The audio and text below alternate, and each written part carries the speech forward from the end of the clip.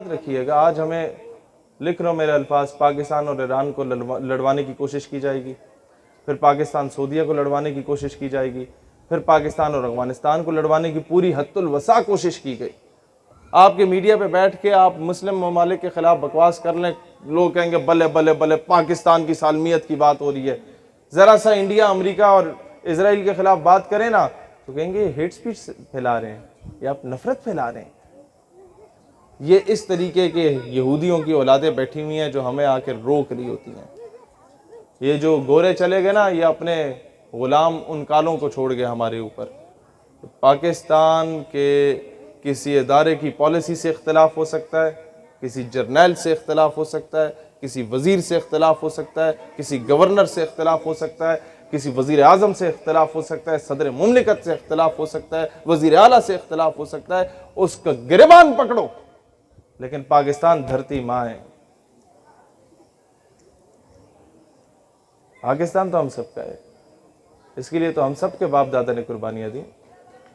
इसके लिए तो आप सब में से किसी न किसी का चाचा मामा ताया फौज का सिपाही होगा जो बेचारा बॉर्डर पे बैठा हुआ है ना। आप सबके खानदान में कोई ना कोई इस तरह का फौजी होगा, कोई पुलिस वाला होगा जो बेचारा वो कराची के ये इतनी सख्त गर्मी में लोग बेहोश हो रहे होते हैं और वो चौक चौराहे पे खड़े होके लोगों को राह दिखा रहा होगा, लोगों से आके बातें सुनाते होंगे, वो खामोशी से सुन लेता होगा कि चलो यार मैं कौम की खिदमत कर रहा हूँ। हम उसे ताने देते हैं कि तुम 20,000 के पीछे ये कर रहे हो। बंदा पूछे कि उल्लू के पठो 20,000 के पीछे कौन से याचीन पे जाता है। लिहाजा जो जवान हैं उन्हें सीनों से लगाओ। किसी जर्नैल की पॉलिसी से इख्तिलाफ है, नाम लेके बोलो, पूरे इदारे को रगड़ाना लगाओ, क्योंकि उससे यही होता है कि जो वो बेचारा शहादतें दे के आ रहा होता है उसके जख्मों पे नमक छिड़कता है। जर्नैल को कोई फ़र्क नहीं पड़ता, कोई फ़र्क नहीं पड़ता। उसने वही रिटायरमेंट के बाहर दफ़ा हो जाना है मुशर्रफ की सूरत में, वहाँ जाके आराम से ज़िंदगी गुजारेगा। उसने जो किया, मैं उन चीज़ों में नहीं जाऊँगा, फिर ये फ़रिश्ते नाराज़ होते हैं, लेकिन मैं सिर्फ इतना बात कहना चाहूँगा कि पाकिस्तान से अगर मुझे मोहब्बत है तो इस वजह से नहीं है कि ये ख़िता ज़मीन है जहाँ मैं पला बड़ा, जहाँ मैं पैदा हो गया, नहीं। मुझे इससे मोहब्बत है तो इस वजह से है कि ये वो वाहिद रियासत है रियासत मदीना के बाद जो इस्लाम के नाम पे हासिल की गई। लिहाजा हमें इख्तिलाफ हुकूमत से होगा, हुकूमत का गिरबान पकड़ेंगे और उसको उठा के बाहर फेंकेंगे और अपने बच्चों की तरबियत करके उनको सियासत में लाएं, अपने बच्चों की तरबियत करके उन्हें ब्यूरोक्रेट बनाएं, अपने बच्चों की तरबियत करके उन्हें आर्मी ऑफिसर बनाएं, उन्हें इंजीनियर डॉक्टर बनाएं, उन्हें अच्छा आलिम बनाएं, उन्हें मेन स्ट्रीम में लाएं। आप मुझे बताएं, बिल फर्ज खुदा ना खास्ता 2-3 हिस्से हो गया मुल्क, तो अंग्रेज़ों के कुत्ते नहलाने वाले तो हर सूबे पे काबिज बैठे हुए, फिर क्या करेंगे? ज़िलों को अलग करेंगे। मेरी बात समझ आ रही है आप लोगों को? ये नवाब वडेरे तो वही बैठे हुए हैं। उन्होंने तो आपको बलूचिस्तान में भी महरूम रखा, उन्होंने आपको पंजाब में भी महरूम रखा। पंजाब आपको क्या लाहौर नजर आता है? सिर्फ साउथ पंजाब चले किसी दिन मेरे साथ, आप बलूचिस्तान के जुल्म भूल जाएंगे। वहां के जो जाबिर और जालिम नवाब वडेरे अपने अवाम के साथ वो सलूक करते हैं। इंटीरियर सिंध चले कभी मेरे साथ, वहां के जो ये जालिम नवाब वडेरे हाल करते हैं ना, वहाँ की मासूम औरतों के साथ, बेचारियों के साथ, जो भट्टों पे काम करती हैं, जो बेचारी वहाँ वो लोगों की गंदमों को काटने के लिए काम कर रही होती हैं। आप भूल जाएंगे कि बलूचिस्तान में क्या हो रहा है। हर जगह की एक अपनी तवील दास्तान है। लेकिन मसला सिर्फ ये एक बात याद रखना, कभी भी कोई नवाब वडेरा आपको अपना कमी नहीं बनाएगा जब तक आप खुद उसके गिटों में नहीं बैठेंगे, मैंने दाने दे दो, मुझे दाने दे दो जी, मेरी रोज़ी रोटी लग जाए। अपनी हक हलाल की 2 वक्त की रोटी कमाएं, नवाब वडेरे की ग़ुलामी को लात मारें। ठीक है, थोड़ी मुश्किल होगी, लेकिन यह है कि कम से कम तुम्हारी बेटियों की इज्जत बची रहेगी। आज डॉक्टर आफिया की वालदा ने हमें सिर्फ एक बात की थी कि बेटा मुस्तकबिल में किसी मकाम पे पहुंचे ना तो कर्जा नहीं लेना कभी।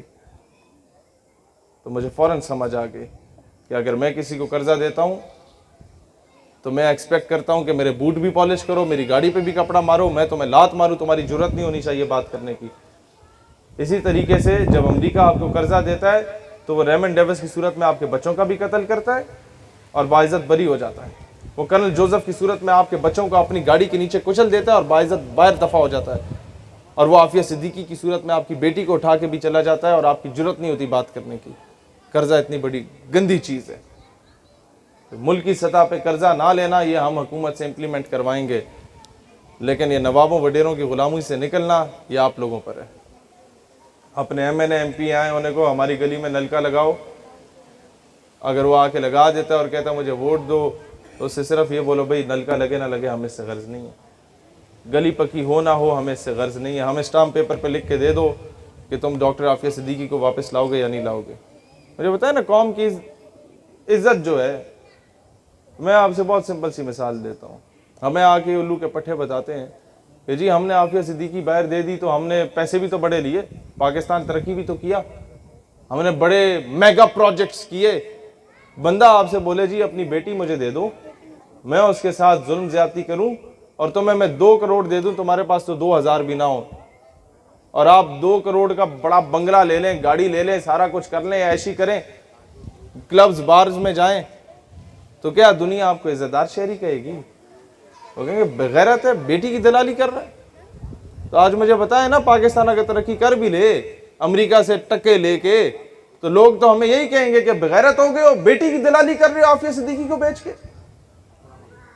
अफसोस की बात यह है कि आपके कराची से उसको उठाया गया डॉक्टर आफिया सिद्दीकी को, लेकिन दुख इस बात का है कि कराची ने वो रिस्पांस नहीं दिया। रिस्पांस तो मुझे दुख है कि पाकिस्तान ने पूरे कोई नहीं दिया। उम्मत मुस्लिमा का मामला है। उनकी वालदा कहती हैं, मैं आखिरी बात करके इजाज़त चाहता हूँ, बारिश का भी वक्त है।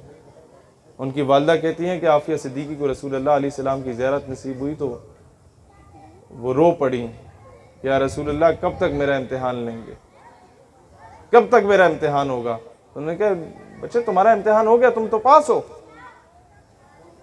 तो कहते हैं कैसे पास हो, ये तो मुझ पे जुल्म कर रहे हैं, अदालतों में नंगा करके पेश करते हैं और कहते हैं कि कुरान पाक के ऊपर चल के आओ अमेरिका में।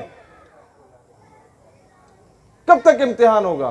किसका इम्तिहान हो रहा है? अगर मेरा इम्तिहान में मैं पास हूं, तो रसूलुल्लाह अलैहिस्सलाम ने फरमाया कि उम्मत का इम्तिहान है, ये उम्मत जागेगी कि नहीं जागेगी।